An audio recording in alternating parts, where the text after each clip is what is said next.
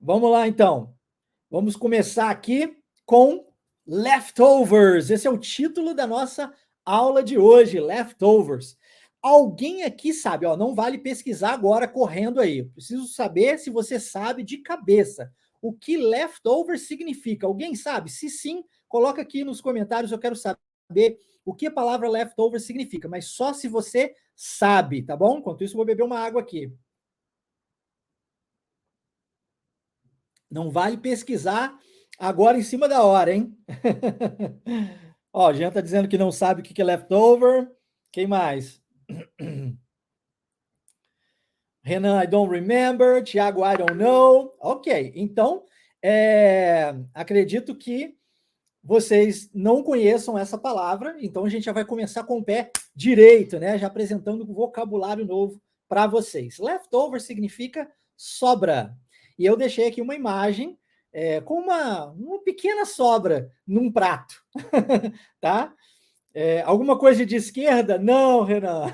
Apesar de left significar esquerdo também, mas leftover significa sobra, tá bom? Então, quando você come alguma coisa e sobra alguma coisa no seu prato, por exemplo, isso é chamado de leftover. Ou às vezes, quando você come e sobra uma comida na panela, isso também é chamado de leftover. Você cozinhou um tanto e aí foi suficiente para você e ainda sobrou. Isso é um leftover, tá bom? Beleza? Deu para entender? Ficou todo mundo aqui claro? Isso tem a ver com comida, isso mesmo. Tem a ver com comida, tá? Não se nós estivermos falando aqui especificamente, na aula de hoje a gente vai trabalhar com comida mesmo, tá? Então, leftovers. E aí eu pergunto para você, first question, do you like leftovers? Você gosta de sobra? Sabe, quando você vai e você, o mesmo exemplo que eu acabei de dar, você cozinha, você come uma determinada parte, sobra uma parte, você guarda na geladeira e no dia seguinte, ou talvez à noite, você vai e come novamente aquela mesma comida. Você gosta disso? Do you like leftovers? Yes or no? Coloca aqui para mim, eu quero saber de você. Do you like leftovers? Yes or no?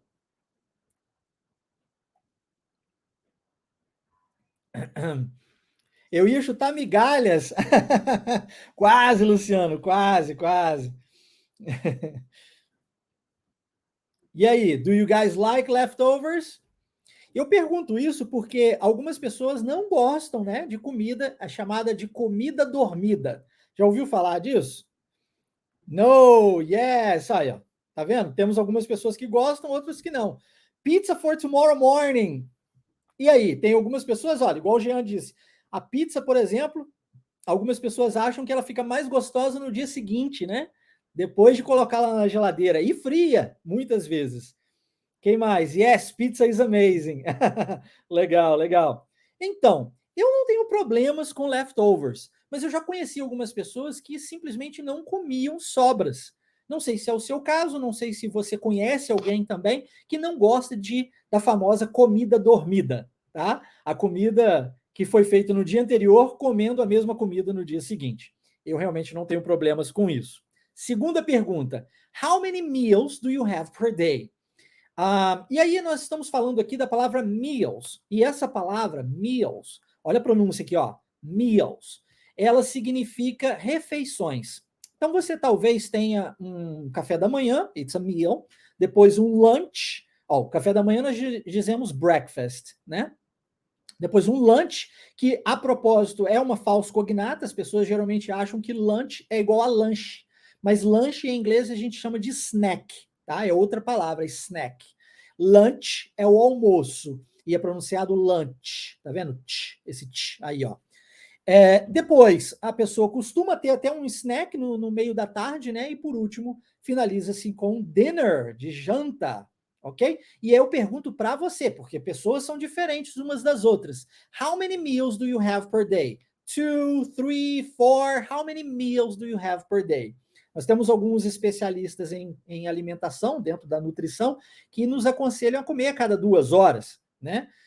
Não sei, coloca aqui para mim. Ó, Humberto já disse, I have 3 meals, ok? Então ele tem 3 refeições diárias. E vocês, quantas refeições vocês têm diariamente? Eu, particularmente, faço uma coisa que, atualmente, né? Atualmente, na minha vida de atleta não era assim. Eu sempre fui muito regrado com alimentação. Aliás, regrado com treino, regrado com alimentação, regrado com descanso, né? Com sono, que é importante para a recuperação física. E como atleta, né, de MMA profissional, eu precisava fazer isso. E, e assim, quando eu me aposentei, aquela dieta que eu era obrigado a seguir, aquela rigorosidade ali em relação à alimentação, principalmente, eu acabei chutando balde, digamos, né? Então, atualmente, às vezes eu tomo café da manhã e às vezes não. Eu não sou o tipo de pessoa que acorda com fome. E eu me lembro bem que quando eu era atleta, eu me obrigava a comer, né? A minha filha também segue esse mesmo comportamento que eu. Ela também, quando ela acorda, ela não tem muita fome. A gente demanda aí algumas horas, para ser honesto, 1 hora, 2 horas para sentir fome, tanto eu quanto minha filha. Já minha esposa é o contrário, ela já acorda faminta, né? Eu não sei você. Do you wake up hungry? Are you hungry when you wake up? Porque no meu caso eu demando um certo tempo para poder sentir fome, tá? Quem mais? Ó, Tiago está dizendo 5 meals. Uau, legal, legal. Lunch serve para almoço e janta? Não, Jean. Na janta nós falamos dinner, tá? Dinner. Lunch é só almoço. Que mais? Eu como de 3 em 3 horas, disse aqui o Jean. Olha que bacana. Wellington, 3 meals. Massa, muito bom. Então, continuem compartilhando aqui as suas ideias, continuem compartilhando aqui a vida de vocês comigo para a gente poder interagir. Last question I have before we actually begin. What's your favorite meal? Qual é a sua refeição favorita? What's your favorite meal? Será que é o almoço? Será que é a janta? Será que é o café da manhã? E agora eu vou trazer isso para um contexto mais cultural, tá? Enquanto você digita aqui, coloca aqui nos comentários, eu vou trazer aqui uma informação mais cultural. Nos Estados Unidos, a gente tem uma visão diferente das refeições em relação ao Brasil. Isso se dá porque na hora do almoço, aqui no Brasil, os trabalhos, né? Geralmente a gente tem o quê? 1 hora, às vezes 2 horas de almoço.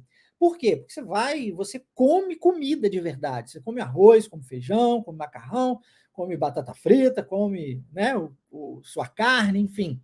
Você almoça, né? É assim que o nosso almoço ele é uma refeição forte. Nos Estados Unidos, nós temos fast food. E por que comida rápida? Porque você tem no máximo, dependendo do trabalho, 30 minutos. Geralmente 15 minutos de almoço. Então, uma refeição que precisa ser rápida mesmo. Você não tem tempo para ficar comendo, degustando e tal. É muito rápido. Quais são as refeições mais importantes? Bom, café da manhã, mas não é tão importante assim ou tão valorizado assim quanto as pessoas geralmente pintam por aí. Mas a refeição, definitivamente a refeição mais importante nos Estados Unidos, culturalmente falando, é a janta. Dinner. Dinner é certamente a refeição mais importante, e aí sim você vai comer algo um pouco mais forte, né? Como é o nosso almoço aqui no Brasil. Eu não sei se você almoça e janta aqui no Brasil, algumas pessoas têm esse costume, outras costumam só almoçar e na janta só um snack, né? Só mais um lanchinho. Isso vai variar muito de pessoa para pessoa, de casa para casa, né? Mas nos Estados Unidos, as pessoas geralmente tendem a pintar o café da manhã como algo assim esplêndido. Por exemplo, são ovos, bacon, panquecas, né? Assim. Mas na vida real, na prática, as pessoas estão num corre-corre sinistro, louco, todos os dias. E por isso, o que mais se come no café da manhã nos Estados Unidos, acredite, é cereal. Cereal, sabe? Cereal. Então você coloca o cereal, coloca o leite ali, você consegue comer rapidinho.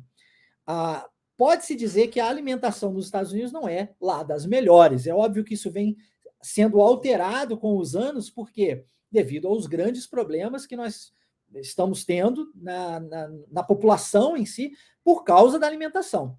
E no Brasil? No Brasil, a gente meio que tem invertido isso também, né? A gente tem perdido um pouco aquela essência que a gente tinha antes de comer coisas mais saudáveis, e agora a gente está assim partindo mais para esse lado. Recentemente até gravei um podcast falando sobre o meu trabalho nos Estados Unidos quando adolescente, trabalhando no McDonald's, e como eu levava essa comida para casa, né? Algumas pessoas vieram falar comigo no privado, pô, espero que você não esteja comendo mais no McDonald's do jeito que você comia antes, né? Mas, enfim, quero saber um pouco de você. Deixa-me ver aqui. My favorite is lunch, disse aqui o Humberto, tá vendo? Aqui no Brasil, geralmente é assim. Favorite meal, lunch, na maioria das vezes.